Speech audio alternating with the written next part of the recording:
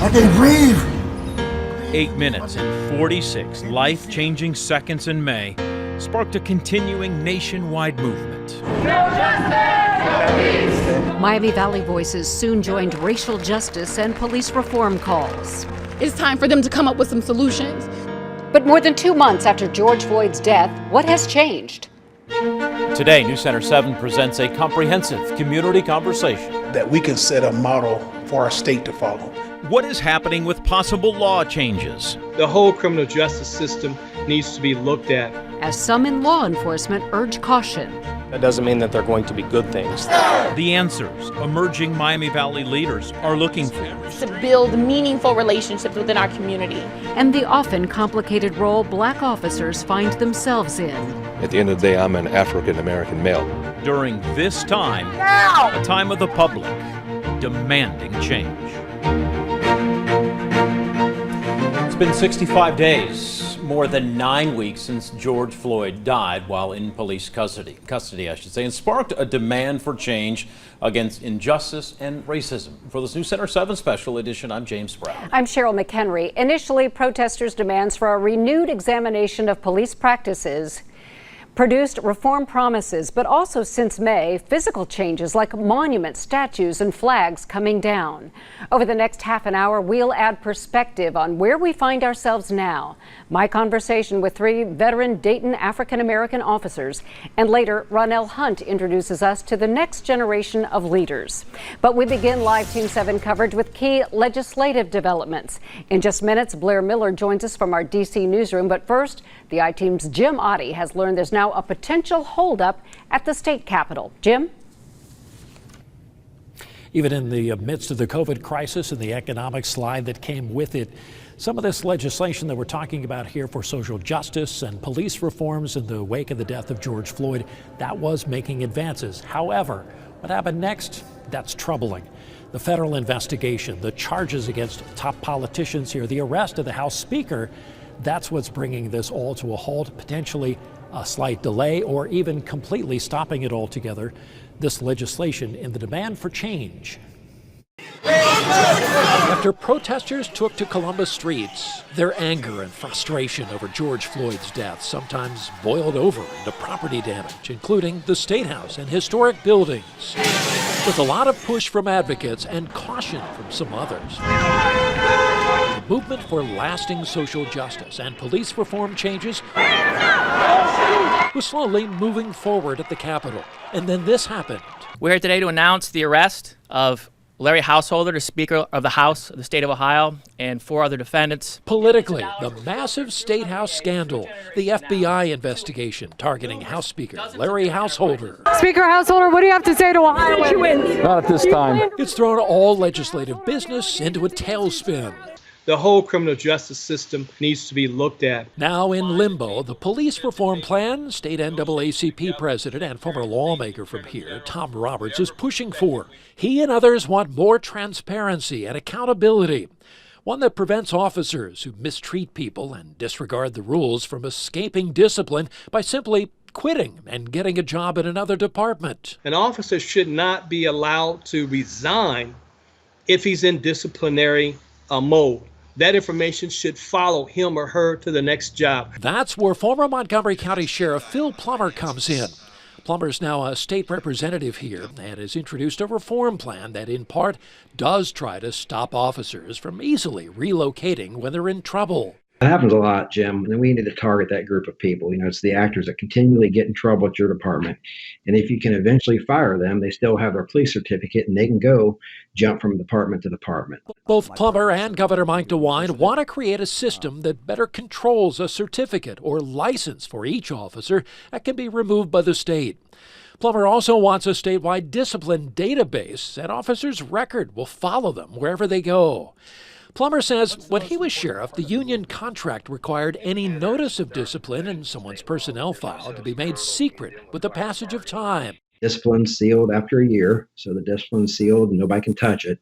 So there's a lot of loopholes there that we need to correct so we can expose this bad behavior. Current police chiefs want the discipline database too, so they can check out people applying for a job. When we do have that issue, that we have some type of vetting system, that they're not just going somewhere else within the state of Ohio. Springfield Police Chief Lee Graff is encouraged by what he's heard so far from the State House. He cautions, though, any more requirements that don't come with funding won't help much. We might have funding available for 1 year that might do something like body cameras, and purchasing body cameras is great, and it saves a municipality a lot of money, but there are ongoing costs to maintaining that system. Graff also worries about what's going to work within employee contracts.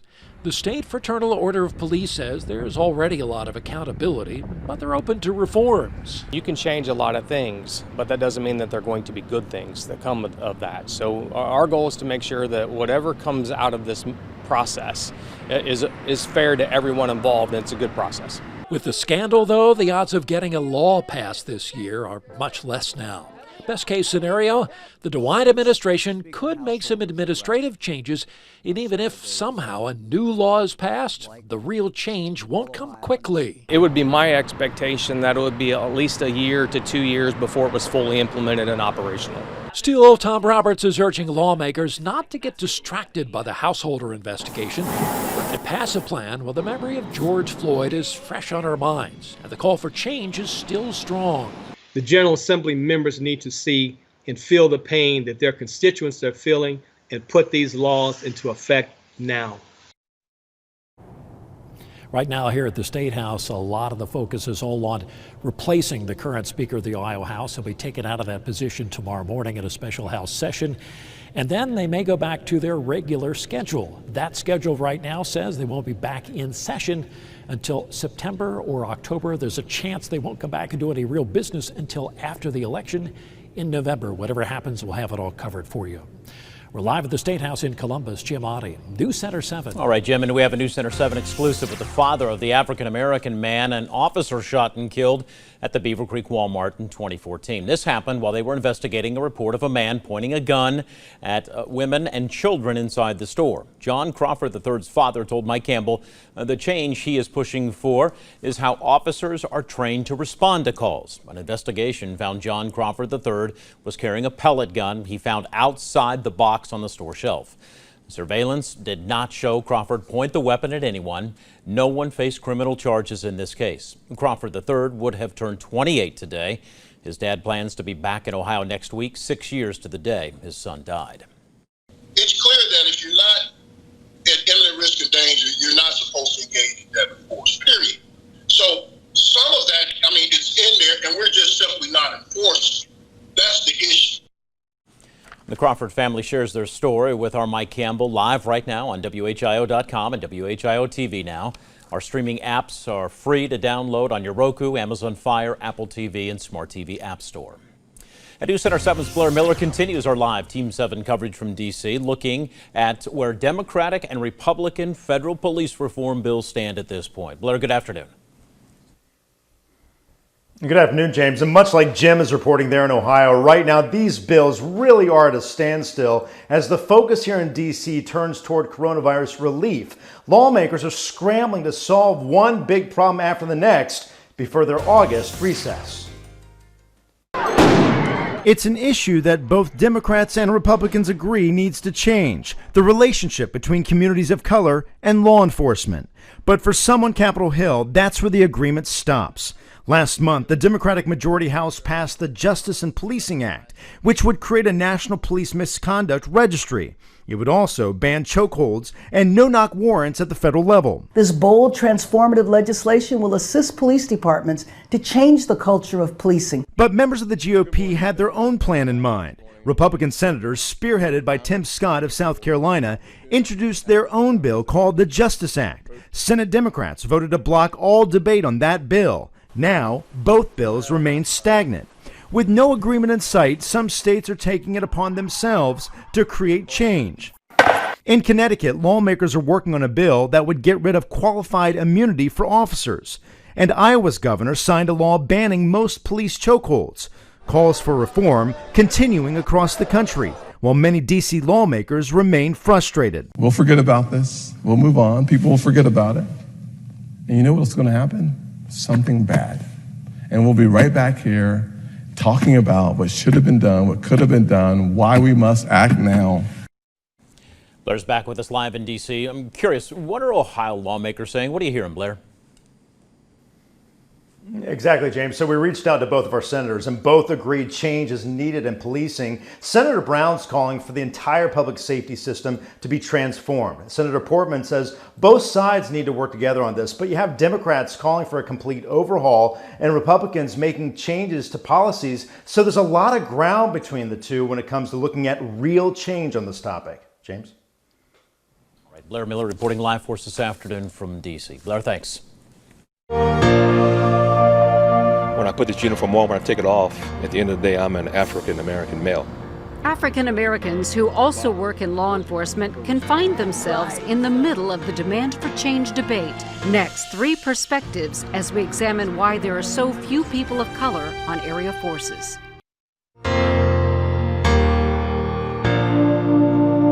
If you want change within the police department, be a police officer. Every police reform plan calls for more racially diverse law enforcement, but that simple goal has been an uphill challenge for decades. It is a challenge many officers know, and as I learned from 3 veteran black officers, getting more young men and women of color interested in a law enforcement career is a very complicated issue. As we watched racial justice and police reform protests from Minneapolis my family built that community to here in the Miami Valley, the scenes often mirror separate protester and police sides. When I put this uniform on, when I take it off, at the end of the day, I'm an African American male. For African American officers, like Montgomery County Chief Deputy Sheriff Darrell Wilson, those scenes are personally complex. When I put this uniform on, I'm law enforcement, but this uniform doesn't make me. I make this uniform. Me as a black man, I don't want to be labeled, and me as a police officer, I don't want to be labeled. A complexity Dayton Assistant Police Chief Eric Henderson and 20-year veteran Dayton officer Letha Savage deeply understand based on their lived experiences.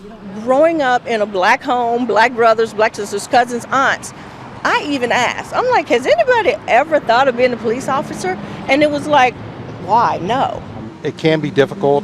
Sometimes community members may see you as being on an opposing side, but at the same time, for the most part, what citizens are asking for, the black community is asking for, I'm trying to do. Henderson is a Dayton native. Wilson grew up in Los Angeles, Savage in Florida. Wilson and Savage say single mothers raising them is key in their life perspectives. So are mostly positive early community policing impressions. I would do things I was supposed to be doing, so law enforcement back in those days would take me home and I would get it from my mom. And I wish that never did take place after she got a hold of me. But a DARE officer came to the school, and I actually rode in the cruiser with the DARE officer going around schools talking about why kids shouldn't use drugs. We had a police department, like on Sundays, it was nothing for police officers to come have Sunday dinner at your house. Just one of 3 black female DPD officers, Savage was on the front lines during recent protests. One young man kept saying, "You look like my mom, you could be my mom." And I was like, what does that mean? I said, what does that mean? And then he said, I should never put this uniform on again. And I said, if I didn't put this uniform on again, your mom wouldn't be on the department. There's a renewed push for more women and minorities in uniform as citizens demand law enforcement better reflect the communities they serve. And there's a long way to go. Dayton's police department has 370 officers. 26 of them are black. That's 7% in a city whose population is 43% black. The sheriff's office has 203 sworn officers, 11 of whom are black. That's only about 5%. Montgomery County's population is 21% black. And we're looking for new ideas, and we're looking for people who's energized. To beef up those numbers, both departments launched recruiting campaigns aimed at minorities. They feature billboard ads and slickly produced videos showcasing officers' different duties. But these veteran officers believe the first hurdle is overcoming the mistrust among people of color toward police. Well, I get called names from my people, other people.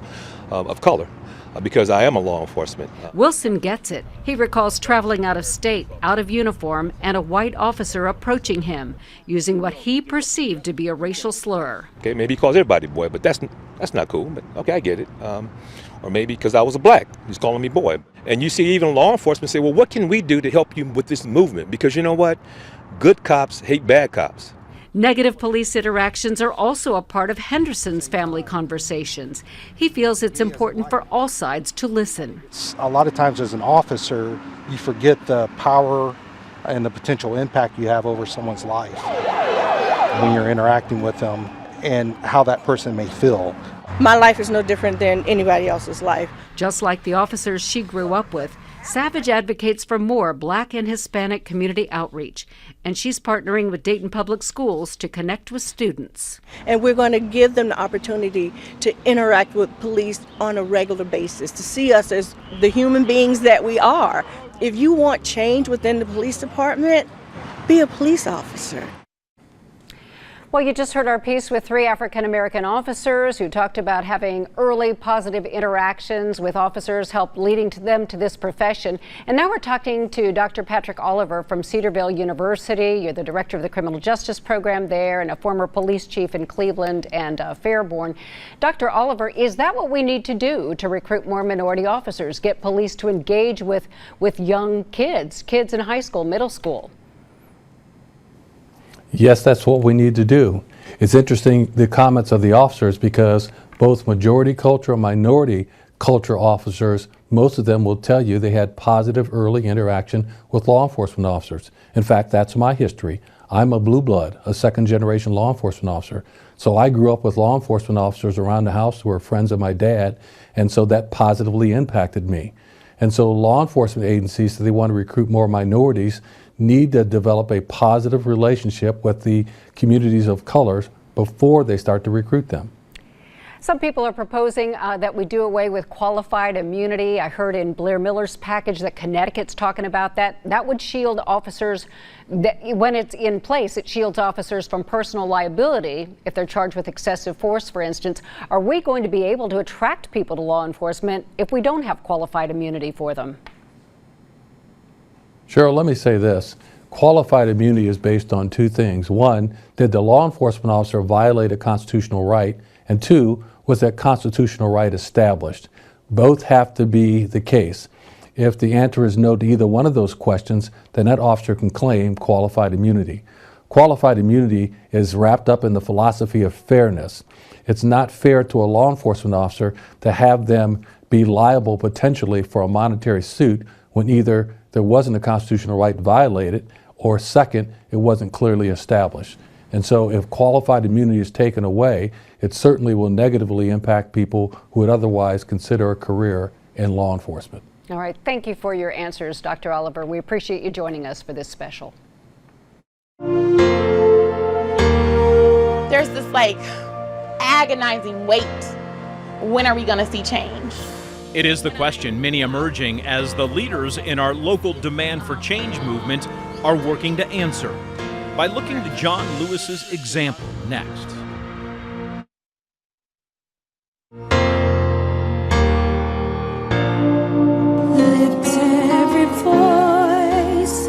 In Congressman John Lewis's honor last weekend, the Black National Anthem was sung, part of the Civil Rights Pioneers' Selma, Alabama Memorial Service.